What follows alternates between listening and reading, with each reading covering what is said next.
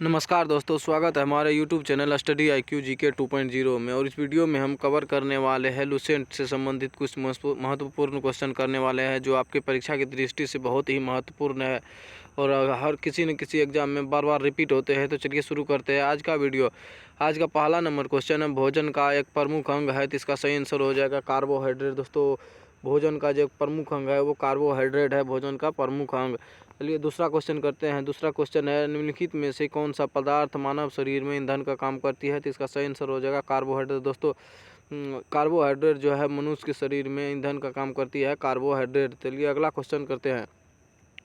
अगला क्वेश्चन है, कैप्सूल का आवरण बना होता है। दोस्तों, कैप्सूल का जो आवरण बना होता है वो स्टार्च का बना होता है। कैप्सूल का आवरण स्टार्च का बना होता है।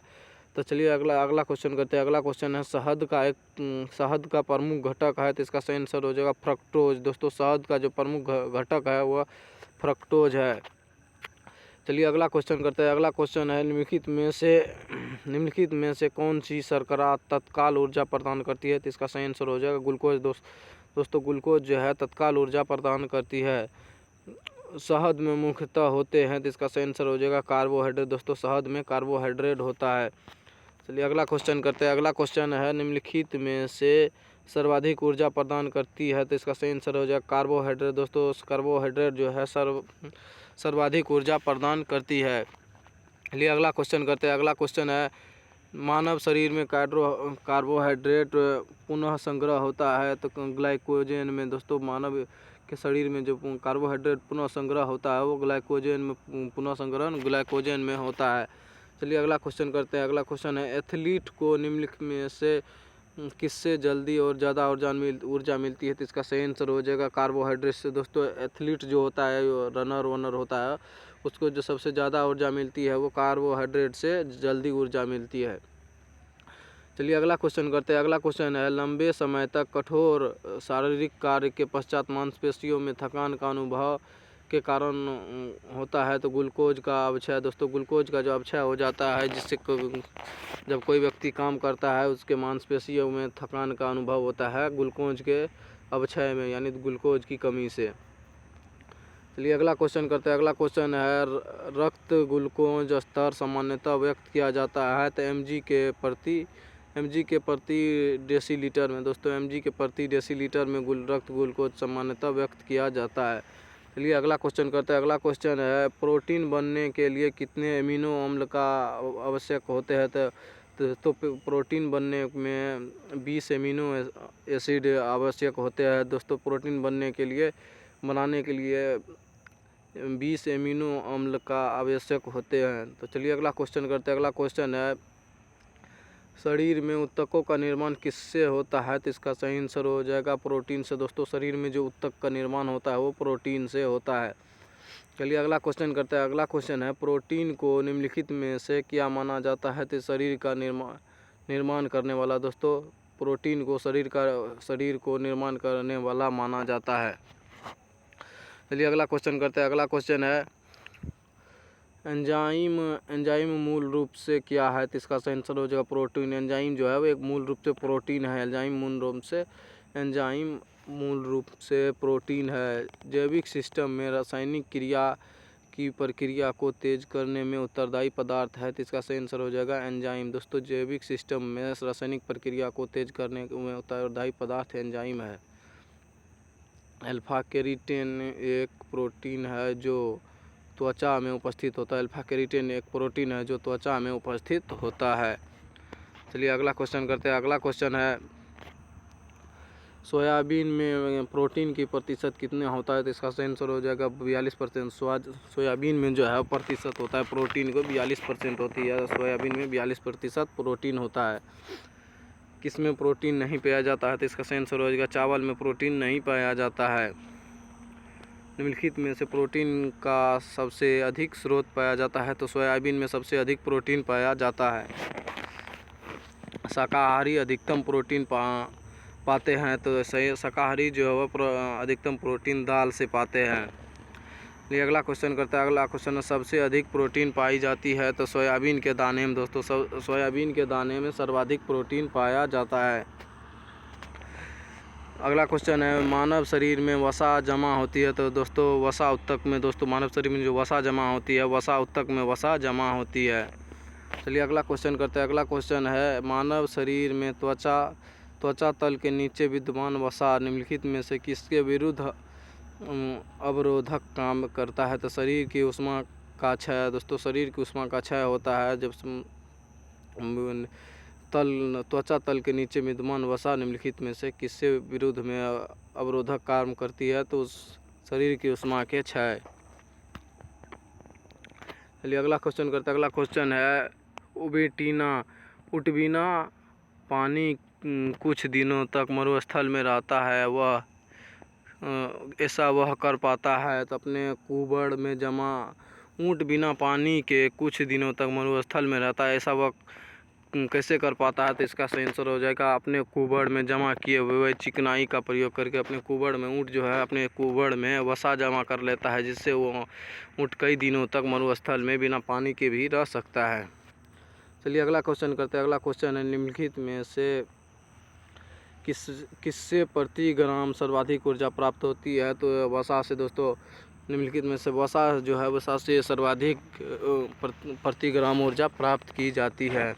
चलिए विटामिन शब्द का प्रतिपादन किसने किया था। इसका सही आंसर हो जाएगा फंक ने। विटामिन का प्रतिपादन फंक ने किया था।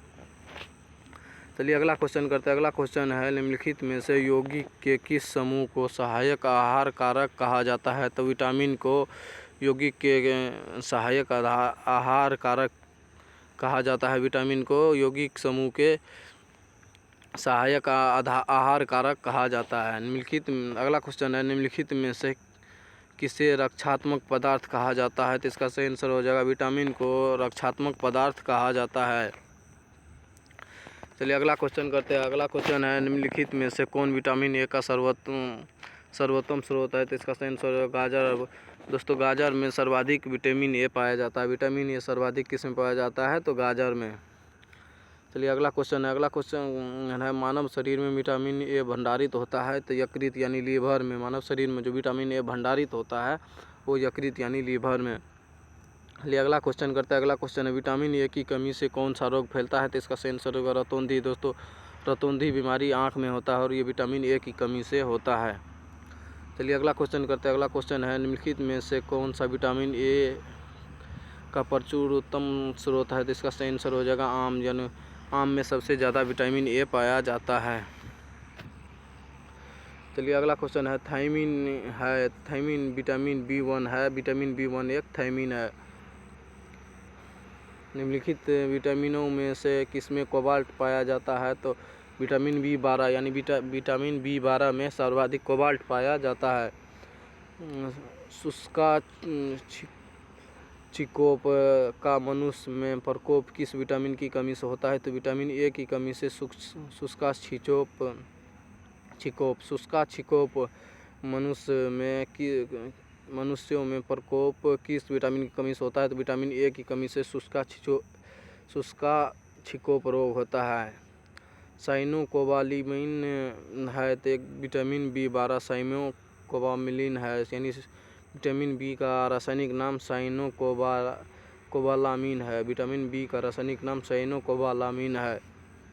विटामिन जो खट्टे फलों में पाया जाता है तथा चर्म को स्वस्थ रखने के लिए ज़रूरी है। तो विटामिन सी। दोस्तों सबसे विटामिन जो खट्टे फलों में पाया जाता है, विटामिन सी खट्टे फलों में पाया जाता है। विटामिन सी का सबसे उत्तम स्रोत है तो आंवला। दोस्तों विटामिन सी का सर्वोत्तम स्रोत है आंवला। यानी आंवला में विटामिन सी सर्वाधिक मात्रा में पाया जाता है। चलिए अगला क्वेश्चन करते हैं। अगला क्वेश्चन है, निम्नलिखित में से किस विटामिन की कमी के कारण मसूड़ों में रक्त आ जाता है और दांत हिलने लगता है। तो इसका सही आंसर हो जाएगा विटामिन सी की कमी से मसूड़ों में रक्त आ जाता है एवं दांत हिलने लगता है विटामिन सी की कमी से।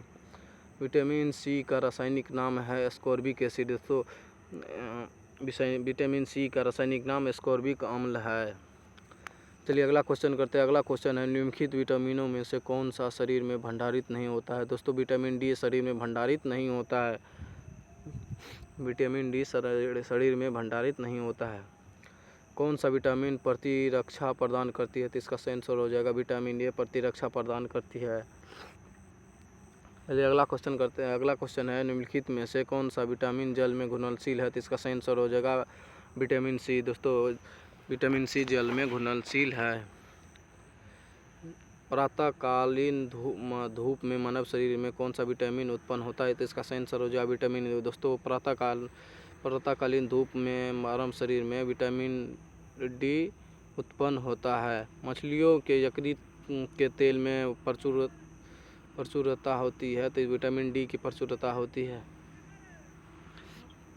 चलिए अगला क्वेश्चन करते हैं। अगला क्वेश्चन है कैल्सीफेरोल रासायनिक यौगिक है। विटामिन डी का रासायनिक नाम कैल्सीफेरोल है।